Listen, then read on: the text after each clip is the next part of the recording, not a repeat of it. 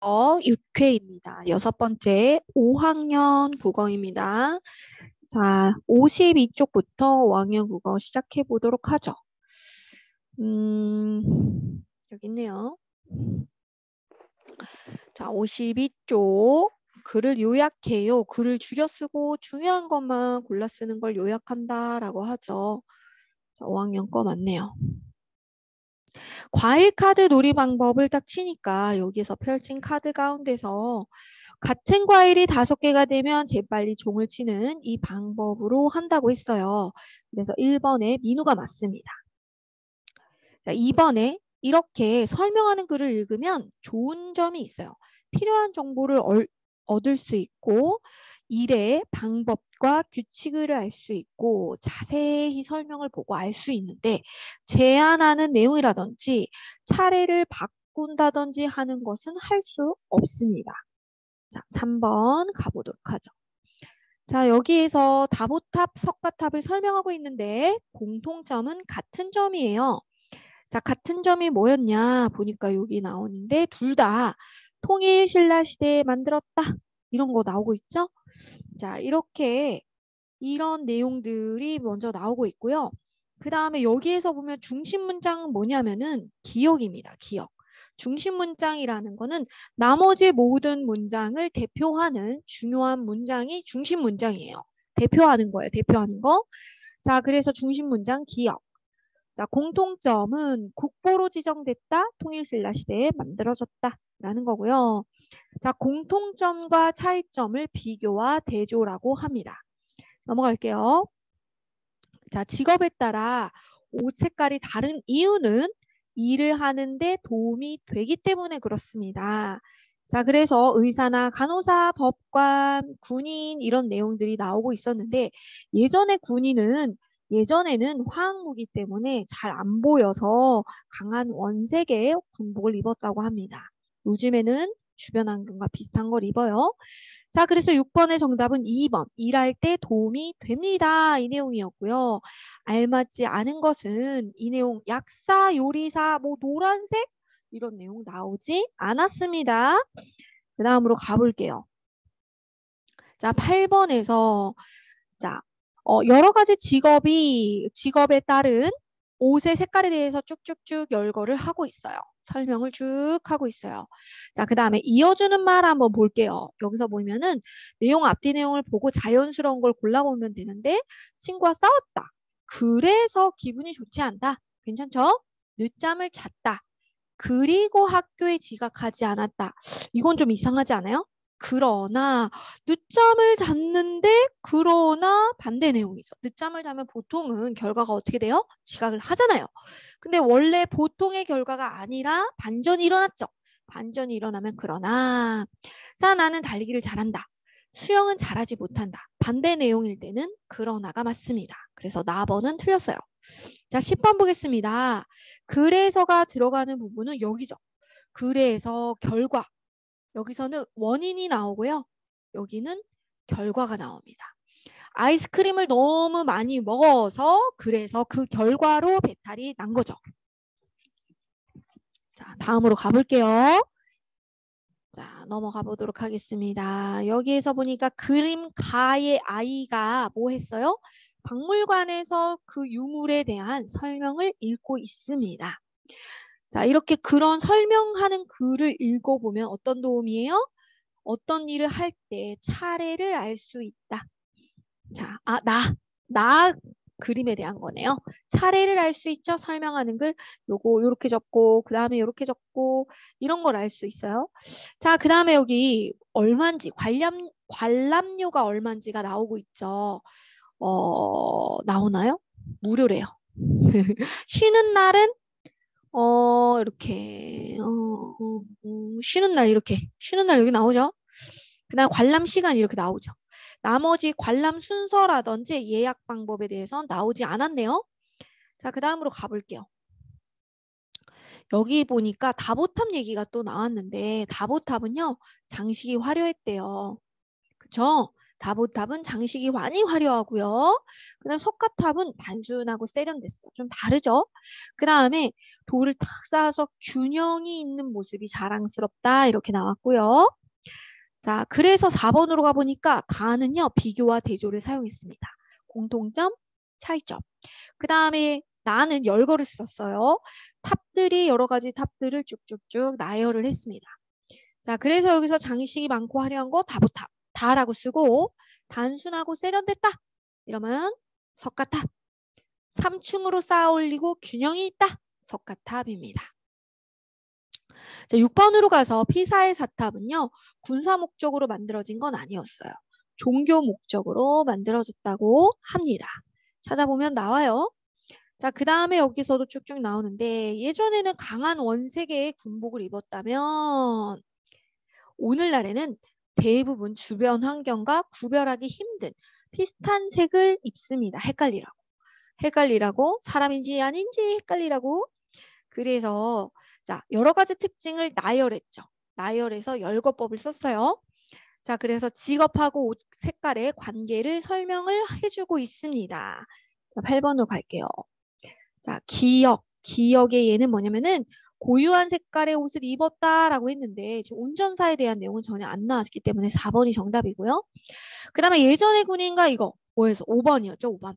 예전에는 강한 원색, 오늘날은 주변 환경과 구별하기 힘든 색 이렇게 입는다. 그래서 이런 틀 안에서 나열하는 열거법의 틀 안에서 보면 의사 간호사는 흰색 옷, 법관은 검은색, 군인은 이렇게 주변 환경에 따른 다른 옷 이렇게 쭉쭉쭉 설명을 나열해서 열거법으로 설명해주고 있습니다. 자, 글을 요약하고 싶어요. 그런데 주의할 점이 아닌 거. 세부적인 내용 그대로 옮겨 쓴다? 요약하는 거는 줄여 쓴다는 말인데요. 아이고, 줄여 쓴다는 말인데요. 줄이기예요, 줄이기. 중요한 것만 줄여서 요점만 딱 줄여 쓰는 건데 세부적인 거 자세하게 다 그대로 옮겨 쓰면 줄여지지가 않아요. 이렇게 쓰면 안 되겠습니다. 자, 요거 나열하는 거, 뭐 소라게 내용이 나오긴 했는데요. 선생님이라면 조금 요건 소라게는 좀 어려울 수 있으니까 좋아하는 과일로 한번 해보도록 하겠습니다. 자, 좋아하는 과일 이렇게 썼어요. 그리고 사과, 배, 귤 이렇게 써서 사과는 어떻고 배는 어떻고 귤은 뭐 어떻게 해서 좋다 이런 점을 써도 괜찮겠죠. 자, 그 다음에 우리 반 친구들이 좋아하는 거 잘못된 친구는 성우. 왜냐면은 누구나 다 아는 내용에 대해 쓰는 거는 안 되고요. 잘 모르는 것 같은 잘 알려지지 않은 정보를 보통 쓴다고 합니다. 자, 그 다음에 알맞지 않은 거 란데요. 여기서 뭐냐면은 이제 뭔가 자료를 수집하는데 백과사전, 책이라든지 서적, 책, 그다음 블로그, 인터넷 이런 걸 찾아보는 건 좋은데요. 신문 기사는 찾기가 어렵습니다. 육식동물, 초식동물의 차이점을 이렇게 찾는 거는요. 조사하기에 적절하지 않아요. 어려워요. 그렇게 찾기가 어려워서 그래요. 자, 그 다음에 여기서 차례를 보자면 좀 작게 한번 해보도록 하죠. 자, 이렇게 다 같이 이제 문제가 길어가지고 넣었는데 첫 번째 봐예요. 1번. 1번입니다. 1번. 주제를 정해요. 2번. 주제와 관련 있는 자료도 이제 찾는 거죠. 세 번째, 봐. 함께 읽고 설명하고 싶은 내용을 정합니다. 그 다음에 네 번째, 설명을 어떻게 할 건가? 나열할 건지, 비교나 대조를 할 건지. 그 다음에 내용을 그 방법을 정해진 방법으로 정하고, 내용을 정리하고 설명하는 글을 쓰면 되겠습니다. 자, 그리고 요약을 한번 해보죠. 직접 요약을 해보는데 여기서 보니까 자, 어류의 피부에 대해서 쓰고 아가미, 몸통에 대해서 썼는데요. 이런 여러 가지 다양한 기관에 대해서 설명을 하고 있죠. 이 다양한 기관에 대해 설명했습니다. 이래도 되고 자세하게 어류의 피부, 아가미, 몸통, 옆줄에 대해 설명했습니다. 조금 더 자세히 설명을 해줘도 됩니다. 옆줄은 여기에 보니까 물의 흐름이나 옆줄로 물 흐름이나 떨림 같은 환경 변화를 알아낸다라고 돼 있잖아요. 그대로 2번에다가 쓰면 되겠습니다. 자, 3번. 그래서 요약을 해보면 어류 피부는 비늘로 덮여 있다. 몸을 보호해준다. 그 다음에 아가미는 산소 흡수한다. 옆줄로 환경 변화 알아낸다. 이렇게 중요한 것만 쏙쏙 뽑아내서 하면 되겠습니다. 자, 그리고 잠깐 오류가 나서 다시 한번 연결해 보도록 하죠. 잠깐 꺼져도 놀라지 마세요. 선생님 목소리 들리죠? 자, 여기서 보니까요. 화면이 키가 없어지기도 해요. 가끔씩 그런 일들이 있죠. 자, 연결해 보도록 하죠. 여기에서 보니까요. 여기 설명을 좀 잘 들어주세요. 주어는 누구는, 가 이렇게 끝나고요.